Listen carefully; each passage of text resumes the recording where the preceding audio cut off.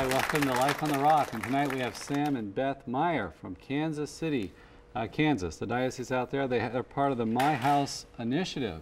It's an initiative for chastity to help people come off of pornography and also to minister to marriages and to help protect families from pornography. So they'll be speaking about their work tonight. It is obviously a show for our mature audience tonight. Again, we're tackling adult topics, so you might not be appropriate for all ages. Doug, welcome. Good to see you. You too, Padre. All right.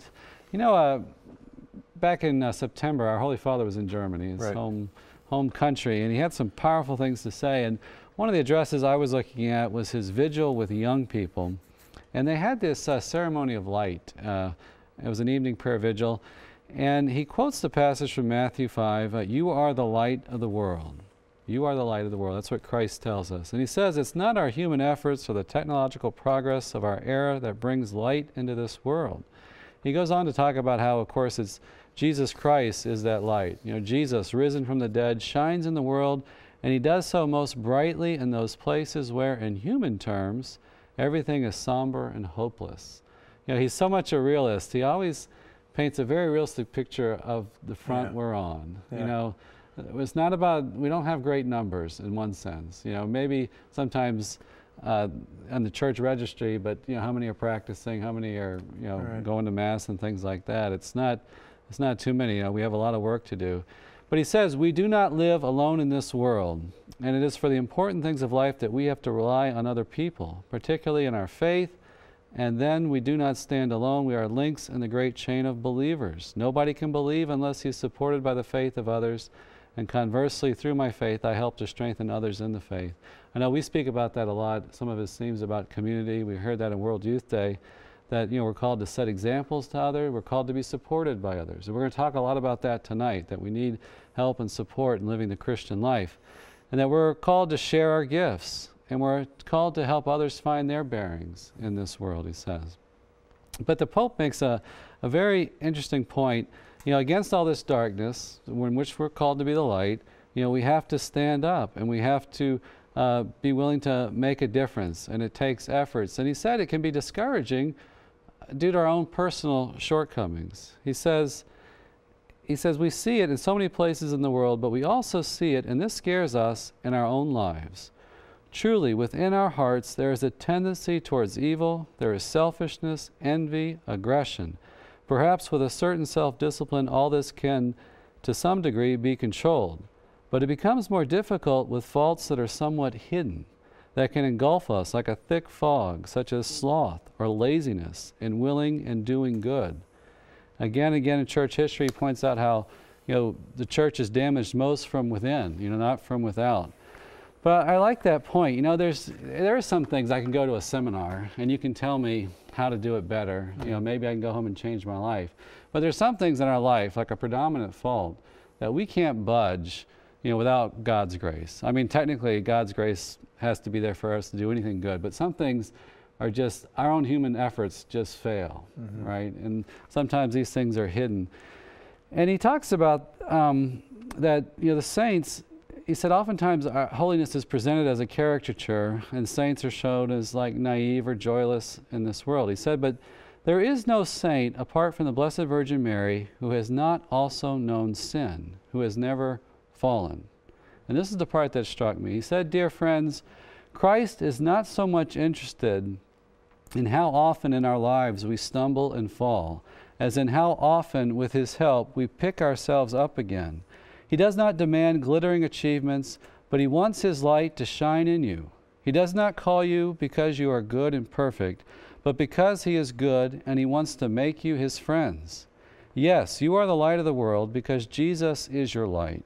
You are Christians not because you do special and extraordinary things, but because he, Christ, is your life, our life.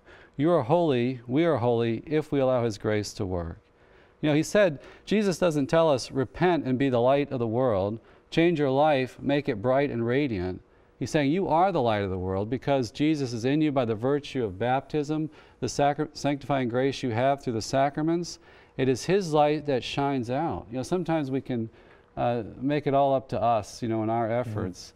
But if we get up again and repent, you have that sanctifying grace within you. Yeah, and a tremendous amount of hope in that, especially that statement there for those people who struggle maybe with thinking that, you know, the faith is a bunch of rules and laws and get caught up maybe in just the letter of the law and forget the spirit of the law. The idea that, you know, we have such a loving Father that is concerned most with how often we get up and keep trying, how often we just keep trusting Him. You know, which really, you know, you think of St. Faustina, and the whole message of divine mercy is about, you know, trusting in Jesus completely and entirely. And the more a heart trusts in Jesus, the more He can do with that heart. Yeah. And that, you know, he makes the point, sometimes in the darkest places, His light shines the brightest through His people. And, you know, I think sometimes we're tempted to think, well, we're failing. We don't have, you know, he mentions this, we think it's about great achievements, extraordinary deeds, and maybe we don't have the big Christian successes, but His light still might be radiating, shining through, working through our human weakness, you know, and that's such a consoling thing, that it's God that's transforming the world, and He's doing that through His people, and sometimes it's hidden from us. You know, we might not see His kingdom and its full ramifications. You talk about, you know, the greater the darkness, sometimes the greater the light. There seems to be, where sin abounds, grace abounds all the more. You think about when you go out into the country, and you're way out, away from the city lights, and it's dark, dark, dark at night, and you look up in that clear sky, and you don't just see stars, you see tons of stars, and there's a certain brilliance in the stars. The further you are out into the darkness, it seems to, they stand out more. You know, they're clearer, it seems like. And that's the thing I always like, is you be in a very large room with all the lights off, and if someone strikes a match, that little match, that little tiny flame, when you consider the space of a dark room, that little tiny flame still overpowers the darkness. I mean, that light still is not consumed by the darkness. And Christians have a sense of this. You know, we can feel, experience God working through us, and we might not have the great numbers, and we might see the, you know, war still exists, poverty still exists, injustice is still rampant out there.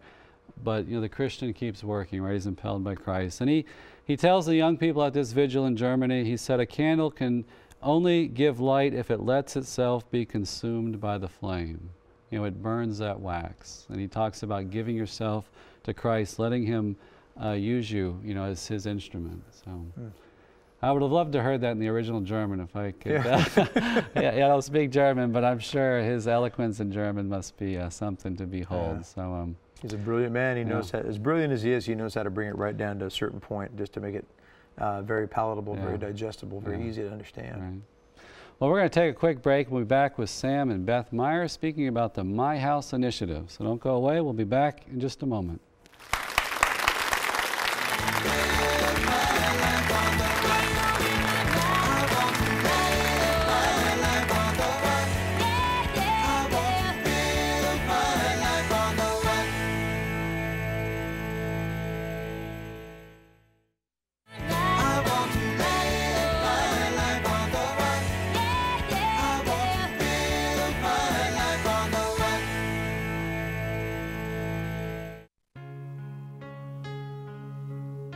It is a divine mystery, God's wondrous creation depicted in Genesis.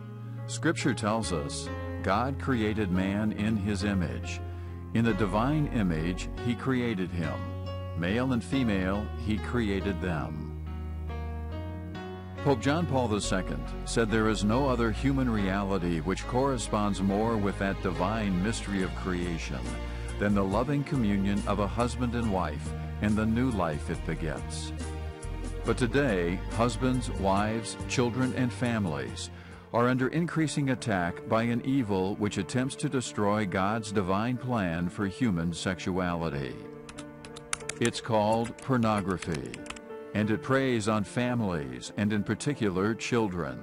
It is ravaging marriages. Hi, welcome to Life on the Rock. Tonight we have Sam and Beth Meier. Welcome. We just saw a clip of your work from My House Initiative, a video you all put out. I thought tonight we have like 3 segments. First segment, talk about your personal story and some of the stats of pornography and its damage today. Then get into your work, and then talk about. I'm excited tonight to talk to Beth too, to kind of get the other side of the perspective, the spouse. We'll just say men in this case. Sure. Men oftentimes get addicted to pornography, And Beth will tell us tonight some about from the wife's perspective and how she's dealt with it. So let's first start with your personal story a little bit, if you can give us like a thumbnail. Yeah, absolutely. Well, Beth and I are both from Texas, and we met actually at the University of Dallas. You know, a great Catholic school. We had the opportunity to study in Rome for a semester, and I think we really grew in our faith, you know, just during that time. And we got engaged while we were in college, and I'd had struggles with pornography when I was in high school, and just chastity in general, you know, was a struggle kind of from junior high all the way up through high school. But you know, I was at a Catholic school. A lot of the guys, you know, had pornography, and I thought it was sort of normal, you know, to some level. Knew it was wrong, but didn't think too much of it. I actually had a really good priest, Father Rock, who's a professor at University of Dallas, who gave a great kind of chastity class my senior year that really helped me to start listening to the church. And so anyway, got into our faith a lot more in college, and as Beth and I were engaged and getting ready for marriage, I thought a lot of these struggles would just kind of naturally just I guess that I'd transition on from them. You know, that marriage would just kind of cure my lust issues. That's a very common It seems to be, you know, with a lot of the men I work with now as a counselor who struggle with porn. I think most of the men share that kind of naive conception that marriage cures lust. As Jason Everett says, that marriage is the fulfillment of love, not the fulfillment of lust. So that's a great point. He's good with the sound bites. He's great, yeah. But yeah, we met at UD again. Started dating. I was pretty honest with Beth just about my struggles, because Beth, I think she'd kissed one guy, you know, before meeting me, and then here I had all this baggage with pornography and unchaste relationships. So I really wanted to be honest with Beth, you know, about some of my past struggles. And as we got into our faith more, you know, I seemed to do pretty well. You know, maybe the year before we were married, I struggled a handful of times, you know, a couple times with pornography, and but then one of our wedding gifts was a computer. This was right around the time the internet was getting really big, but I'd never had my own computer. So here I was, you know, a young guy, and I had these past problems, didn't really have a lot of accountability in my life. There were real people to talk to. And within about 3 months after our wedding day, I started, you know, dabbling in internet pornography, and before I knew it, I was spending hours, you know, so sometimes hours every week, you know, just binging on pornography. I was always able to be honest with Beth, but it just started consuming me, and just continued to get worse and worse. So, was there a moment of discovery, or that kind of blew everything open, or? You know, I think after we got out of college, we moved to Colorado, and I think I hoped I could leave my struggles in Texas. So we moved on, and the problems got worse. I started going to adult bookstores, and it just got really bad. And I think Beth was starting to, you know, get into a little more hopelessness. Let's put it that way. So, but I think those are two good points too to make. One, that marriage doesn't fix it, and there's not a geographic cure, right? You know, having a new place to live didn't fix it.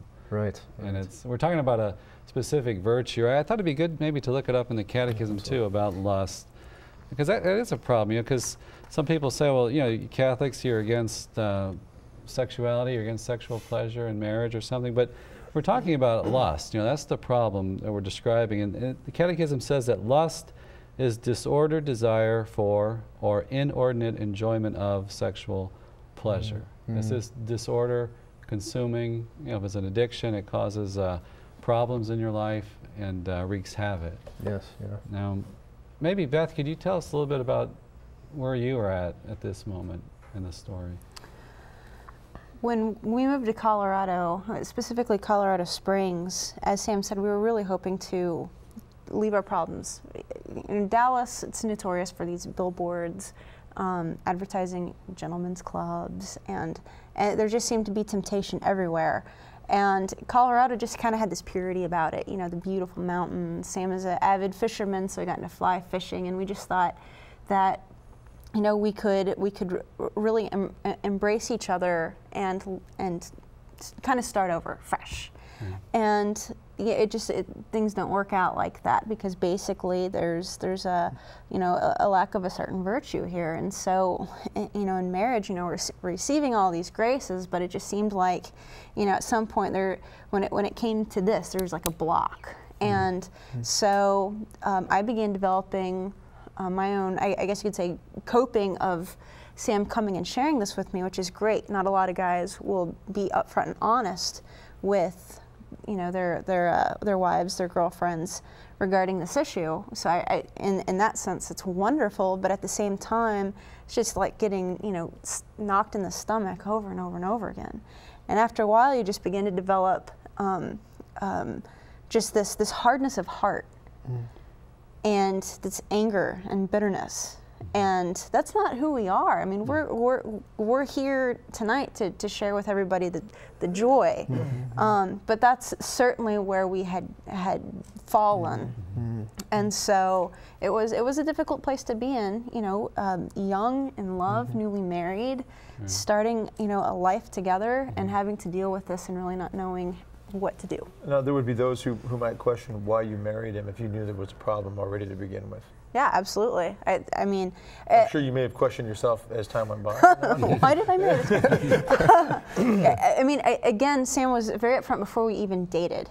He was interested in, I guess you could say, courting me, and we were great friends beforehand. And he wanted to be open and honest and just give me that opportunity to say, this is not necessarily who I am, but what you should know this about me, but that I don't want this. And for me to be clear with him, I don't want this either. So as far as this is not okay, looking at pornography. So yeah, having a relationship that because of the great school we were at, because we spent a semester abroad, I had converted my freshman year to the Catholic Church. He was my sponsor.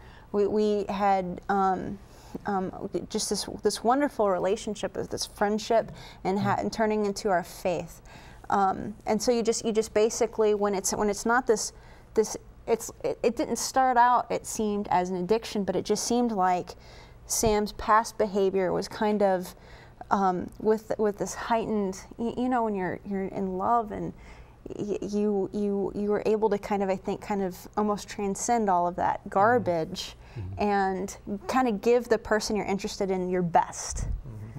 And not to say that marriage, you're just kind of like, okay, here's the real me, but I mean, essentially, there were some unique factors with, like Sam said, having your own computer, and things just kind of get out of hand. But now, there was a moment in the relationship, right, where you said, Sam, you got to get some help, right? And that was kind of a turning point. That was huge. We had tried to go to several counselors, and I'd gone to a lot of different priests for confession, but it got to the point where Beth just said, what, I really need you to get help. I don't know if I can go on with this. And it was really hard for me to hear that from her, but it was also probably one of the most loving things she could have done, to be honest with me, about where she was at. And we happened to find an incredible counseling center for pornography addiction that was right in town, right in Colorado Springs. The guy's name is Dr. Doug Weiss. He'd written 20 books on pornography addiction, and was a great Christian man. And so we found great couples counseling, great 12-step groups, and I mean, it was a dramatic turnaround, just to find that support and that accountability. Well, let's bring this first segment to a close with what have y'all discovered, experienced, is the Catholic vision of marriage? We've talked about the lust part. What's the Catholic view? I'll pass it to you. I think that we're definitely finding that, again, the joy, the beauty, the self-giving, the wanting to come out of yourself to love the other person. And I think that that has been huge for us, because I mean, again, I think that it's just common now with relationships where it's you make me happy, and then suddenly, if you no longer are making me happy and it's not about me giving, then you can kind of run into some problems. Yeah. Well, I would, to add to that, I think that that's one of the greatest problems we have with the formation of young people and young hearts and minds, leading towards marriage, is misunderstanding that the reality of marriage is about bringing one another to God. And that means dealing with all the struggles and the crosses and the obstacles that are going to go with that. You know, whether it's a physical struggle, a sickness, you know, if my wife comes down with terminal illness of some sort, heaven forbid, my job is to care for her. If it's a spiritual illness of some sort, my job is to still do my best to care for her, to still try to help her be the best that she can be, and ultimately find God in the end. And that is a complete opposite of what you just said, Beth, about, you know, you make me happy, and which is much more of an infatuation thing, which always falls out, always drifts by the wayside, because sooner or later they're not going to make you happy. You're going to wake up one day and look over at them and think, why did I marry this person? If it's just infatuation, you know, the hair is going to leave the head, and gravity is going to win. Wrinkles are going to take over. So it's got to be much deeper than that. Absolutely. Okay, well, we're going to take a quick break. We'll be back with Sam and Beth Meier, and they'll talk about their recovery from the addiction and how you're helping others. So we'll be back in just a minute. Yes, absolutely. If statistics are right, at least 1 in 3 men and 1 in 6 women are addicted to pornography. The internet has taken pornography and its evil messages and images from back alleys and adult bookstores into our homes and workplaces. Today, pornography is a $12 billion a year industry. Experts say the average age of a child exposed to pornography is 8. They also say if that child has an email address, nearly 50% of them will receive a pornographic spam message every day. 1 out of 5 will view the contents.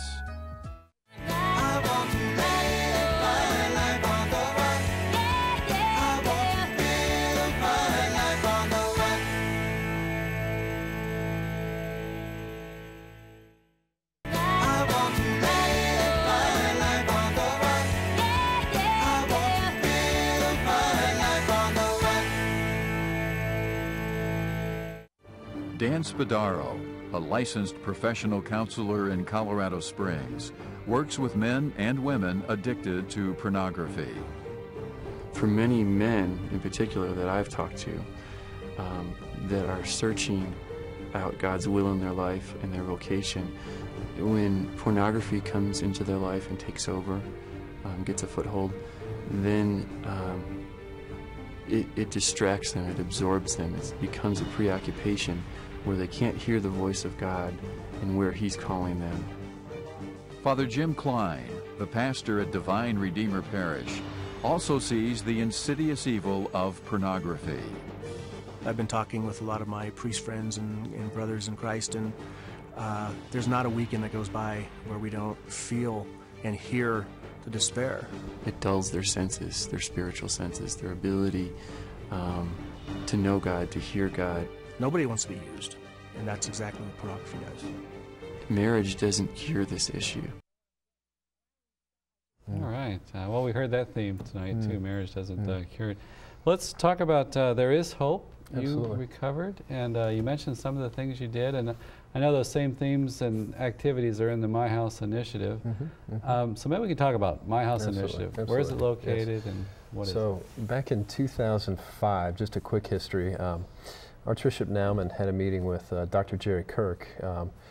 Jerry Kirk is the father-in-law of Dr. Scott Hahn and does a lot of great evangelical work with protecting families from pornography, and leads an organization called Pure Hope. But anyway, Jerry Kirk showed Archbishop Naumann a lot of the resources that were available to protect families and to heal marriages from pornography. And Archbishop Naumann was really impressed with the work and knew that there was a lot of need in the Catholic world and in our parishes for this. So essentially what came out of some of that meeting is Archbishop Naumann wanted to find a way to provide some practical resources and to give some hope, you know, to our parishes and to give some tools to our pastors. So he put together a committee, kind of a task force of different diocesan workers, and to really put together a program to help practically with this program, with this problem. And after a year and a half of work, the committee put together an 80-page resource manual called the My House Manual. It was just a lot of practical advice for youth ministers, for you know, just different family life pieces, social justice pieces, and just a lot of kind of a good comprehensive way that parishes could address this. And the name My House comes from? Joshua 24, where the scripture verse is, "As for me and my house, we will serve the Lord." So, yeah. So it was really an effort to try to reach out to the masses of our Catholics.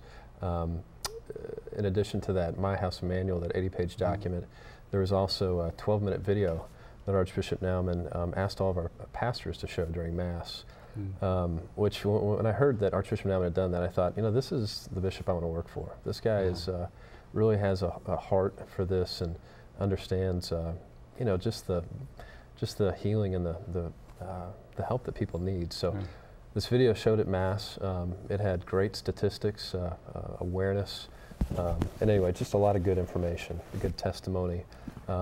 So long story short, we sent an application. I sent an application to Archbishop Naumann to try to do some work and some counseling work, because that I had been able to work for a few years with Dr. Doug Weiss, you know, at that place where I got help. And I trained to be a counselor there, but I wanted to get into the Catholic world. So long story short, you know, sent an application, and I think after they had shown the video and put the manual together, they wanted more help in 12-step groups and resources to really help people. So we've been out in Kansas for about 4 years now, right? With 4 years. Yeah, with some of that work. Now, the stuff you did for your personal recovery is now the stuff you're doing professionally. You're a licensed counselor. You do individual counseling, family counseling. Can you talk about maybe that element, counseling? How does that help a person? You know, it's really great to, first of all, to help men just get some practical tools, and you know, first of all, to have somebody safe to talk to. You know, a lot of these men just feel so alone and so trapped and so isolated, and just to have a safe counselor that understands and who has some background and training is huge for any guy, you know, or any person struggling with this. So we always recommend that to men, no matter where they are, to find a counselor who has some background and training in this. A lot of times I try to work with couples, and because we find that if a man is addicted to this, but the marriage doesn't have counseling and enrichment and healing, that even if the man gets free from this, you know, there's still a lot of damage that has been done to the relationship. And for that couple to really thrive and have a lot of joy, you know, there's some work that oftentimes needs to be done for both the husband and wife. So I think that's an important point too. You hear that. I hear that as a priest sometimes. I'm amazed. Sometimes you might hear about a guy sobering up from alcohol or something, and then they get a divorce. You know, it's like it shows that. I think what it shows is, you know, maybe the wife got used to living with this dysfunction, but she's still maybe living in this different orbit or something that needs some healing. Can you talk about that? What are some of the things maybe the spouse would have to look at in herself? You want to mention that? Or? Well, it's very. I mean, the great thing when we were going through about 8 years ago, it seemed like there weren't as many resources. It was very difficult to find a counselor to get help with. So now there are great books out there being written specifically for the spouse. Specifically, Debbie Lazer's Shattered Vows is one of the best resources for spouses that I've come across. It's just phenomenal, and many women can relate to. And there are also support groups for women. And I mean, you bring up a great issue, which is you live in this dysfunction and you kind of adapt to it. In a certain sense, but not in a healthy way. And so, you know, here's somebody that you can't trust to pay the bills or whatever, so you all of a sudden are doing everything, and it's not much of a marriage because there's not trust. There's a lot of issues going on here, and so it's really important for the wife to know that she has a safe person or a group to talk to. So because wives feel very alone as well. They want to protect their husbands as much as maybe they're fed up with their husbands at the same time. You know, it's their spouse. Family and friends can sometimes be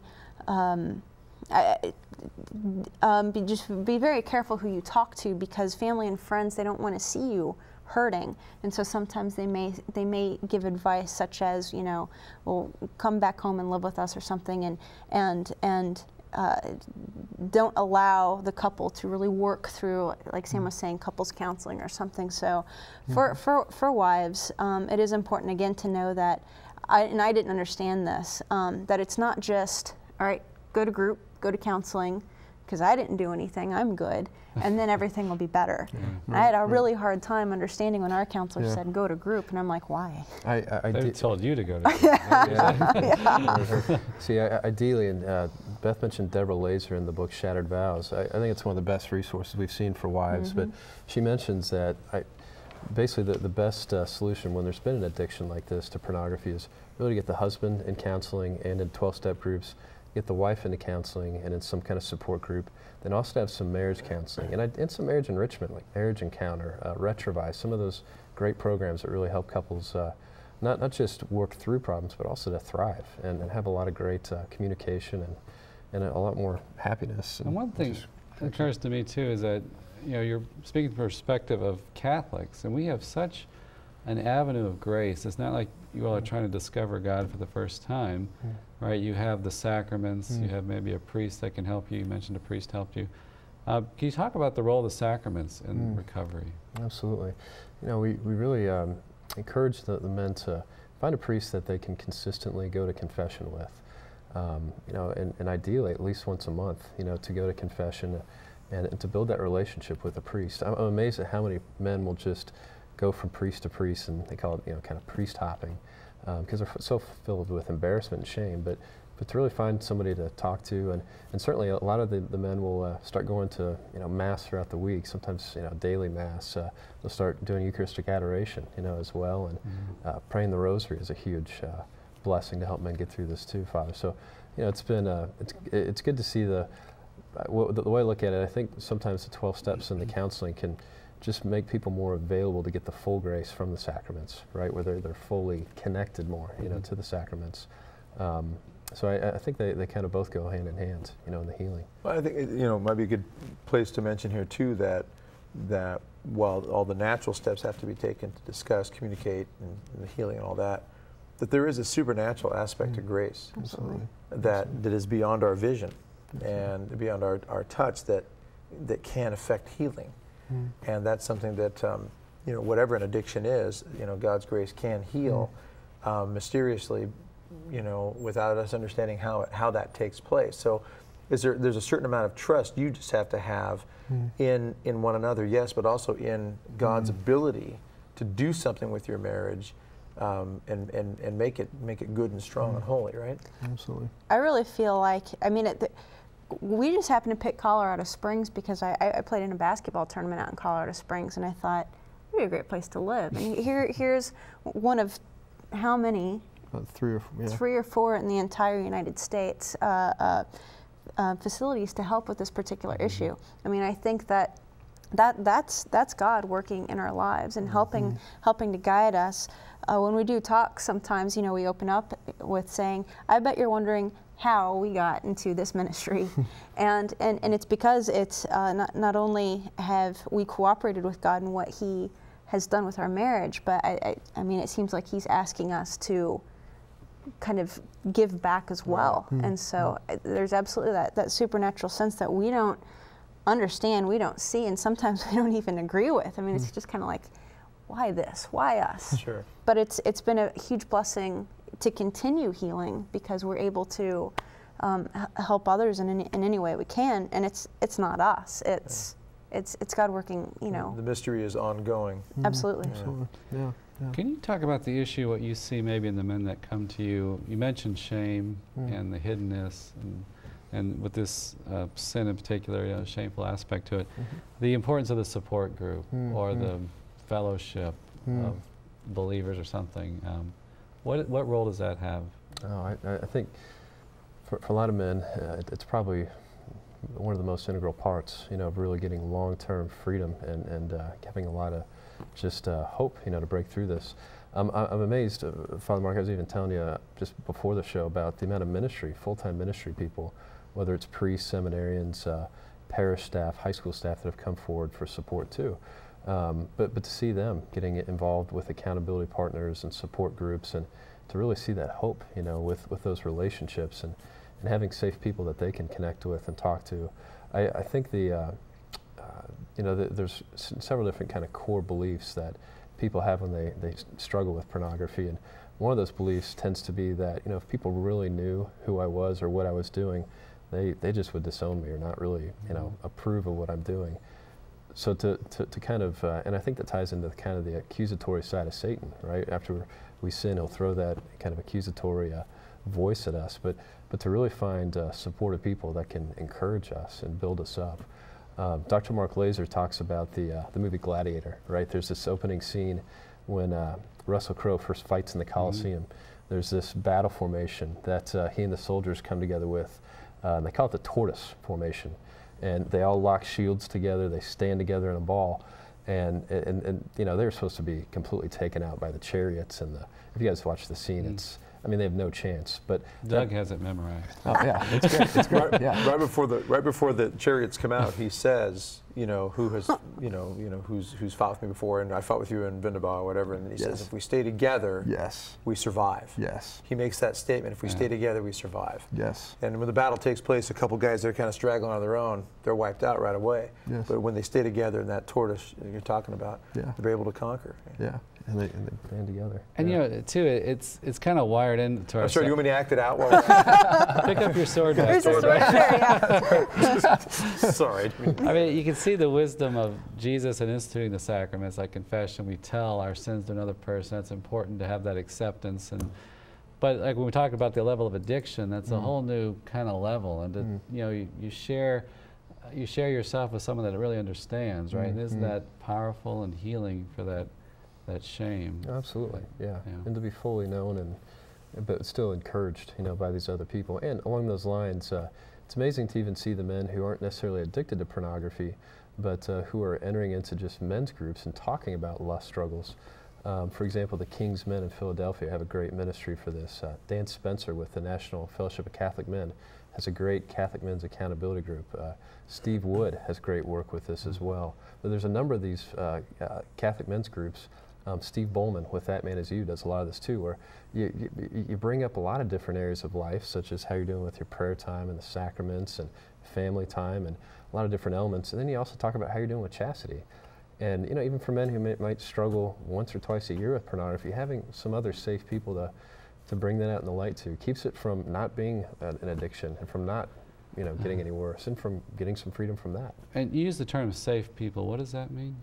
Safe people, well, you know, I think obviously you don't want to maybe tell the whole world and your whole family. I don't think everybody's called to do that about all of their problems and their secrets. But I think when you are in you know, a men's group, or you know, certainly if you're in a 12-step addiction group, it's a very, you know, anonymous, safe place. But even some of these Catholic men's groups for men who aren't addicted, I think when you're in that small group, when you start building these friendships, the way I see it, most men are doing the other man a favor when they open up their weaknesses and their problems, because at some level, we all struggle with lust, you know, as men. My spiritual director says it's the Achilles heel of American men. It's just our temptations and our struggles with lust. So we're doing other people a favor by just being real and opening up and allowing them to open up. That's a good point to make, is that, you know, this show is not just about people who struggle with the addiction of pornography. It's the fact that lust is a temptation, and it's a battle, and men battle it pretty severely.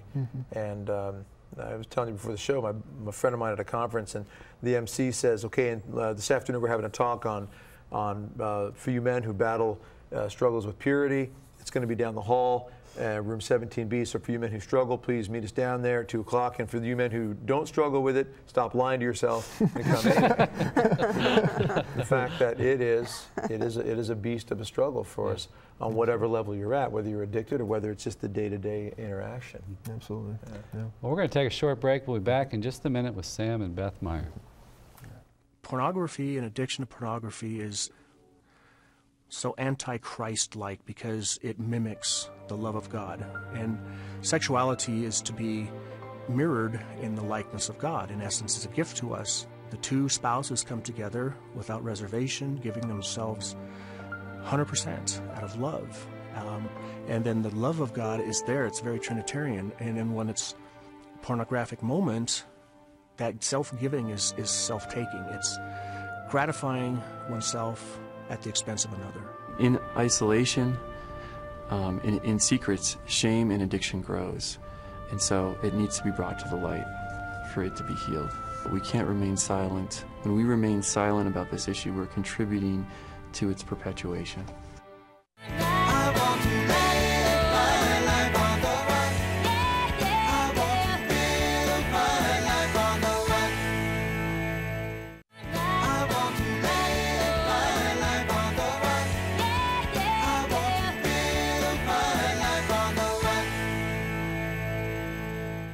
I think the good news for this issue is that our thoughts and our desires, which are something that no one else can see, can be healed and redeemed through the grace of God and through the help of others. This is not something that we have to live with, that we have to just sort of tolerate as part of our lives. There is a redemption, and there is true freedom from this. Now, welcome back to Life on the Rock. Let's talk about some bullet points you all developed about protecting your family. What are some of the things from pornography? Yeah, we have an outline on our website, loveisfaithful.com. There's a link on there to 7 steps to protect your family from pornography. I think these are important for every parent to know because the way I look at it, it's not a matter of if your kid's going to get exposed to pornography, it's when. I told Father Mark there was a Catholic high school where 48% of the senior boys admitted that they're looking at pornography every week. And 29% of the freshmen were looking at pornography every week. There was a survey of 10,000 American men at the Promise Keepers Conference. Of those 10,000 men, 53% said they looked at pornography within the last week. These are Christian men going to a Christian's Men Conference, so this is a huge issue. So we need to be intentional with our families. There's in terms of just some of the practical pieces, first, if you have, if there's any smartphones or internet connections of any kind, whether it's iPads, laptops, anything in your home, make sure to have those secured with software like Covenant Eyes. We found out of all the different software out there, Covenant Eyes seems to be the most effective. They're being used by 5 seminaries in the U.S. Catholic seminaries. All the seminarians use it. There's 65 staff that work for the company. It's a great Christian company, but what it does is it provides accountability. So I use it on my computer. It sends a report every week to Beth and some of my friends, just letting them know where I've been online. And you can put it on your iPhone, your Android phone, all kinds of different electronic devices. Well, I'm sorry, what's the name of it again? It's called CovenantEyes.com. Covenant Eyes. Yeah, Covenant Eyes, yeah. Okay. So CovenantEyes.com, one of the best solutions we've seen out there, just on a practical level. There's several other companies as well that do this, but that's one that stands out. But I think parents need to lock down, you know, in terms of with software like that, you know, they need to have that on everything in their house that has internet access. The way I look at it, if a parent has open internet access, it's almost like putting a Playboy on the coffee table and telling their son not to look at it, you know? Right. Or, you know, it's just, boys are going to be curious and they're going to search for terms. And the largest group, by the way, of internet porn users are the 12 to 17-year-old population. So we really have to protect them. The second piece, you know, with all the great theology of the body resources out now, there's, you know, an explosion of resources like Theology of the Body for Teens, Theology of the Body for Teens Junior High Edition, that have really helped a lot of families. So I think parents need to really spend a lot of time with their kids with that material, encouraging their kids. I was at a men's conference a few months ago, and there was about 200 men there, and the question was posed to the audience, asking how many of us had had a 3-minute talk about sexuality from our parents. Not a single one of us raised our hands.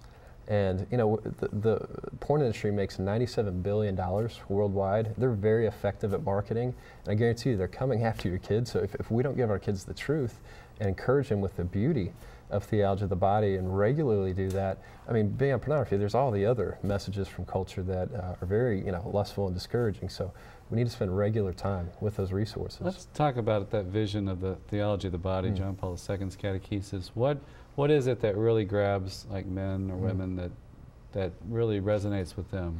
You know, I think just the positive vision of love and sexuality. For Beth and I, you know, when we got into the groups and the healing process, I read a book called The Good News About Sex and Marriage by Christopher West, and just seeing this you know, the fact that when couples are coming together physically in their marriage, they're renewing their wedding vows, right? And that's what sexual love is meant to be, and that's what the church teaches. And that just blew my mind, just thinking how beautiful that was. That marriage is about love. Hollywood keeps showing, they're putting the cart before the horse, the sexuality part before the marital commitment part. Right. But yeah, they said, John Paul II said the conjugal act gives flesh to the vows, to this commitment, to this love. Oh, absolutely. Yeah. Just that positive vision. I think most of the men and the couples we work with seem to have a very dramatic kind of healing experience, just seeing the beauty of sexuality through theology of the body. I think that's one of the biggest gifts our church has. I think that's what, and I'm not trying to speak for the men, but I think that's what a lot of people are looking for, buying into what culture is trying to sell them, which is, this is the attractive piece. The church is, like you were saying early in the intro, a bunch of rules, a bunch of, you know, it's just following the letter of the law, and we haven't heard this beauty. And so when we came across this particular book, but Theology of the Body in general, and saw really what we're called to be within marriage, and it was so beautiful. Like, we want that. How do we get there? And the recovery and all of that was to help us develop the ability to live that. And so, because it can seem somewhat unattainable, because you know, it's difficult to get from here to here without this whole journey.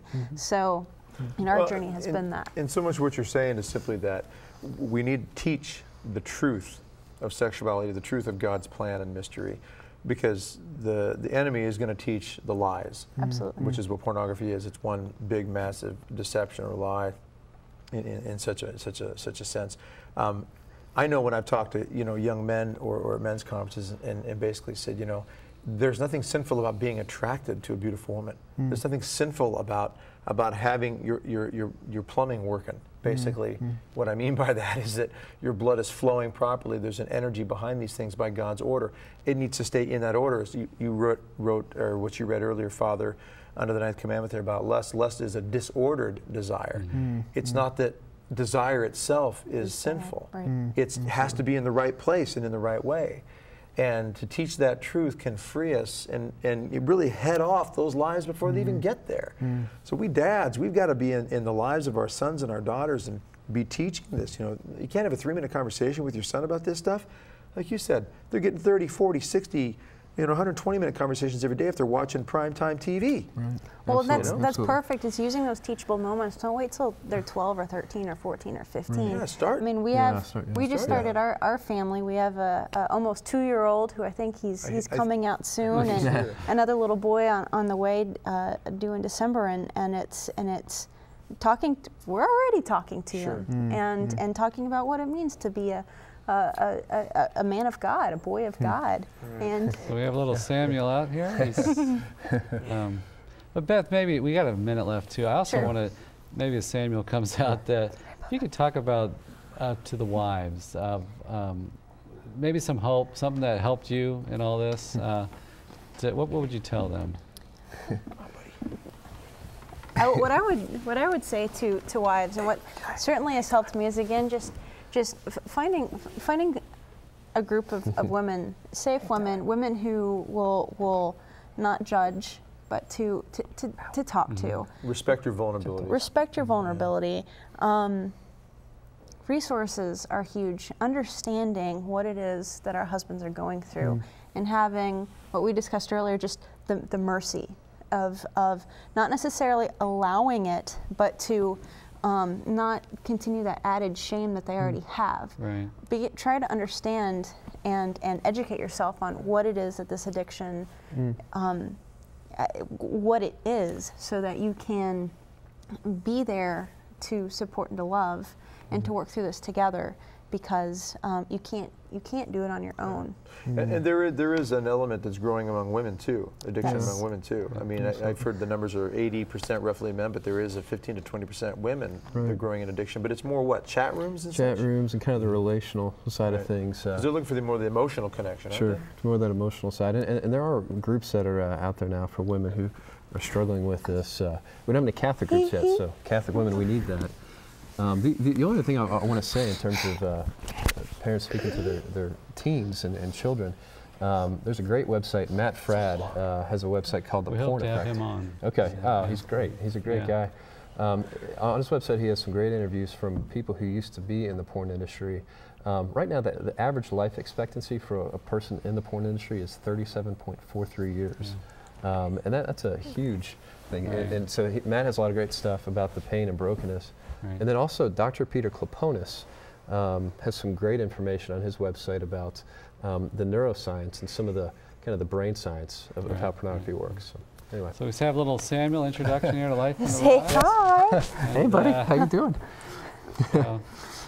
And this is what motivates us too. And you know, I always ask all the priests, you know, and the parish workers that you know, please help me out to be a good dad, and because I really want to protect my son from this.